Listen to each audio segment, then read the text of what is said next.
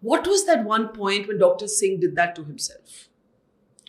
Well, again, I mean, we are now going back into the distant past. I've written 5 books after that. I don't like going back and talking about that book. Let me be very honest. It's not something I like to talk about anymore. But since we are here and you ask, why is that though? Why does it feel like a part of your past you don't want to revisit? It was not something that I want to any longer think about. Okay, I've moved on. The country has moved on, and I have moved on. So I don't think it's something that I want to talk about much. In fact, I didn't come here. No, I'm not going to talk only about that. But let's. But I'll tell you the point where I think the turning point, and this is there in the book. When he had the when the elections were coming, 2009, I was in Singapore. I flew down to see him when he had an operation. And I said to him, sir, these elections are coming. Either because of health, you don't continue for a second term, or you contest for the Lok Sabha.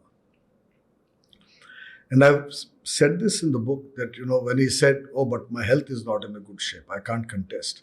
I said, you don't have to contest. I mean, look, your reputation in the country. He was at a high. Singh is king. After the nuclear deal. Yeah, after the nuclear deal. I said, you become a candidate in Amritsar, you will sweep the election. And all you need to do is have Mrs. Kaur go and campaign. Yeah. Let her campaign on your behalf.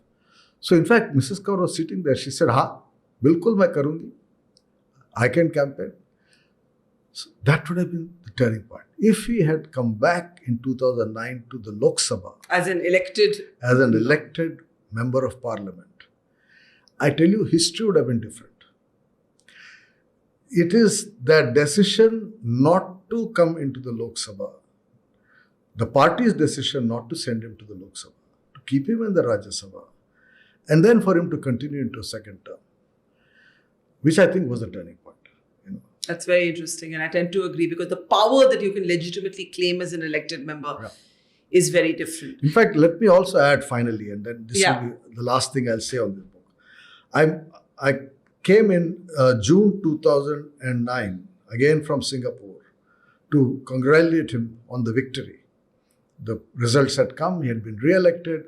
So I flew down to congratulate him. And I went to 3 Racecourse Road, which is now Lok Kalyan Marg. And June heat, we walked from 3 to 5 to 7. And it's quite a walk, down the road. In that heat, around about 10 or 10:30 in the morning. And I said to him, as he walked, I said, sir, I mean, you're in such good shape after all that campaigning and the operation and all that. So he said, I was willing to give my life for the campaign. Yeah, I mentioned this in the book. So he was a man who was so cocky that he had won the election. I'm willing to give my life for the victory, which was his phrase. But he should have contested the Lok Sabha. Yeah.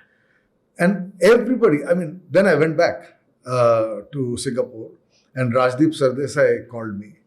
And he said, he didn't know I was in Delhi.